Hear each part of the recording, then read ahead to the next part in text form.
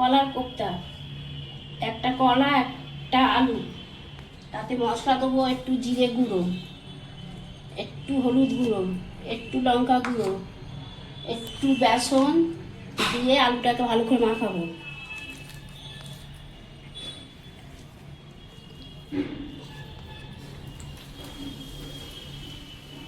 এটা মাখিয়ে তাতে লঙ্কা গুঁড়ো,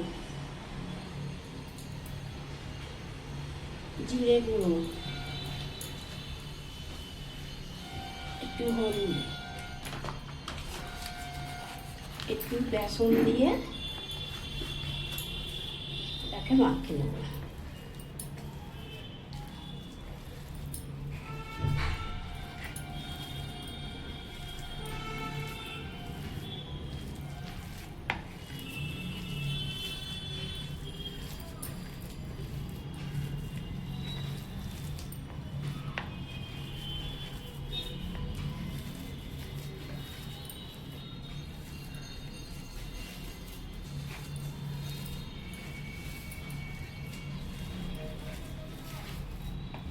মাখিয়ে নিয়ে ওকে গোল গোল করে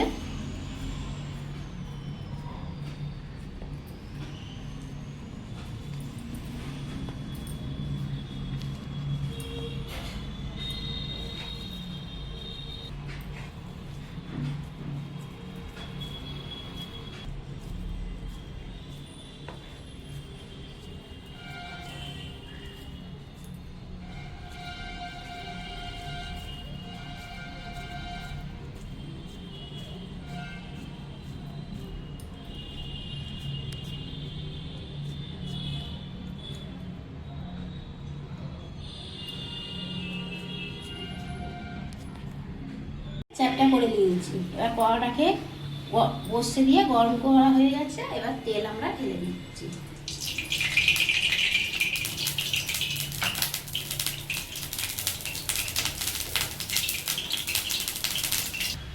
তেল গরম হয়ে এসছে, এবার আমরা যে কলার কোপ্তাটা করেছি চ্যাপটা করা, তেলে ভেজে নেব।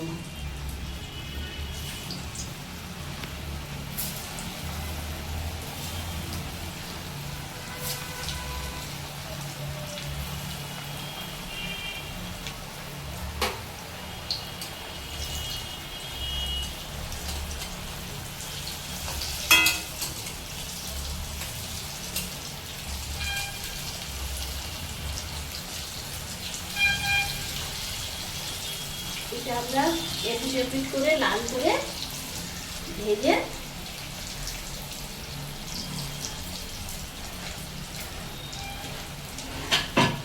অনেক ভাজা হয়ে গেছে, এবার আমরা একটা করে তুলে দেব।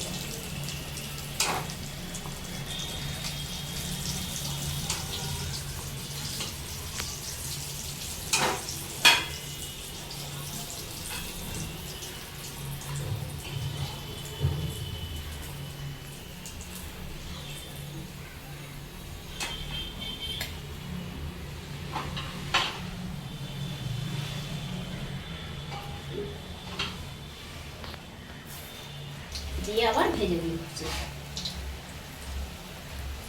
কোপ্তা ভাজা হয়ে গেছে, তোলা গেছে, তার কালিয়ার জন্য আমরা একটু 5 ফোড়ন, গোটা শুকনো লঙ্কা, তেজপাতা,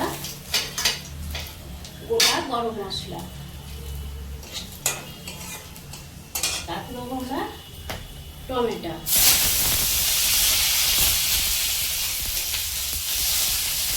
নিরামিষ কোপ্তা করছি, আপনারা পারলে আদা রসুন পেঁয়াজও দিতে পারেন।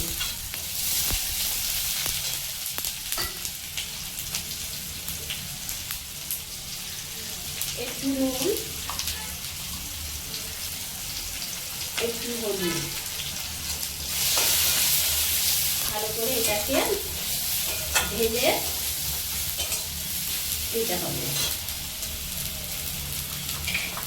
তারপর একটু পুরো লঙ্কা, আমরা অল্প ঝাল দিচ্ছি, আপনারা পারলে বেশিও দিতে পারেন।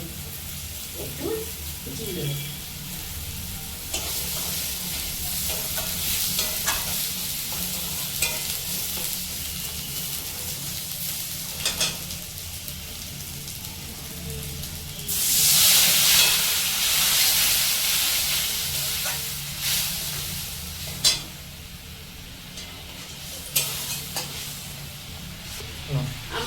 একটু জল দিচ্ছে মশলাটাকে ভালো করে একটু কষাবার জন্য।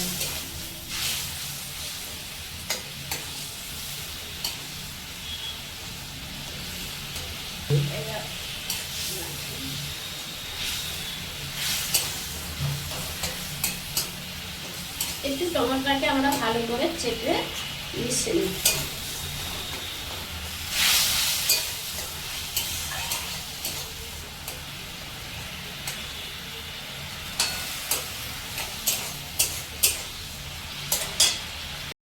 মতো একটু জল দিচ্ছি।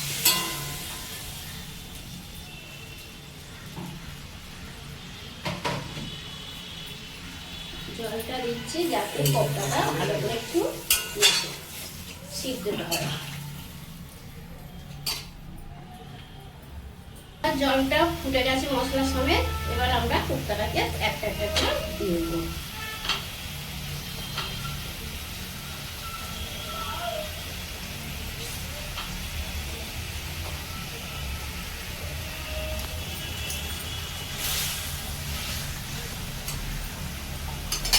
এবার আমরা একটু চাপা দিয়ে দিচ্ছি যাতে ভালোভাবে হয়।